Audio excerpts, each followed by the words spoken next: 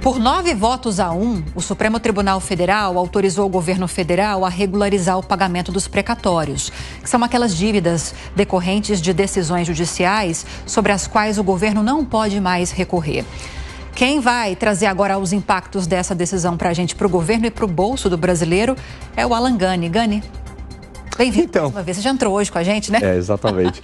Lívia, bom dia, claro. E bom dia a toda a audiência. Agora, foi uma decisão bastante favorável para o governo. Por quê? Porque, na prática, permite que o governo abra um crédito extraordinário. O que seria esse crédito extraordinário para pagamento de precatório? Seria emitir uma dívida e, ao fazer isso, o precatório não entra na conta de resultado primário.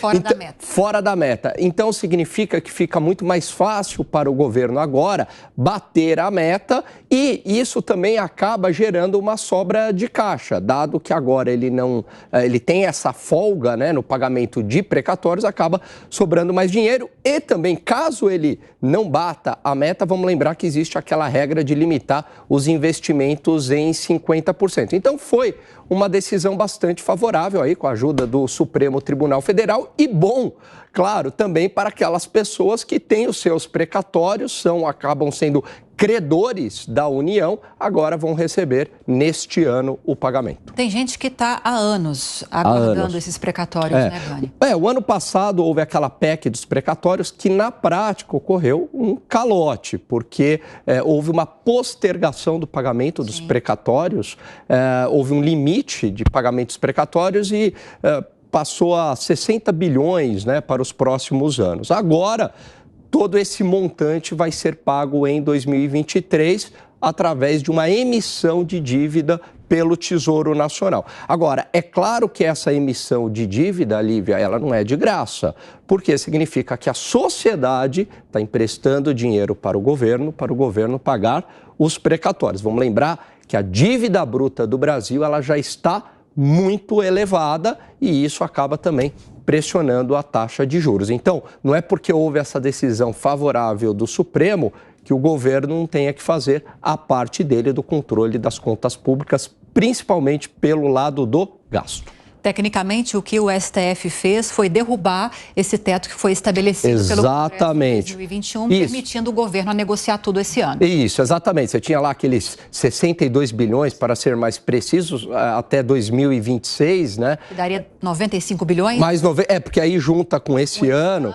E aí daria 95 bilhões e agora é possível pagar tudo de uma vez nesse ano. E o governo temia aí chegar em 2027 com uma dívida aí de 250 bilhões de reais, o que eles estavam chamando de bomba fiscal, né, Gani? Exatamente, é isso aí. Eu vou chamar agora a Yasmin Costa lá em Brasília, porque ela tem informações justamente sobre esse julgamento no STF, sobre essa questão dos precatórios, né, Yasmin? O que você destaca? Pois é, Lívia, vocês trouxeram a parte técnica aí, vou trazer a parte da informação, esse julgamento que aconteceu justamente no Supremo Tribunal Federal, em uma sessão em plenário virtual.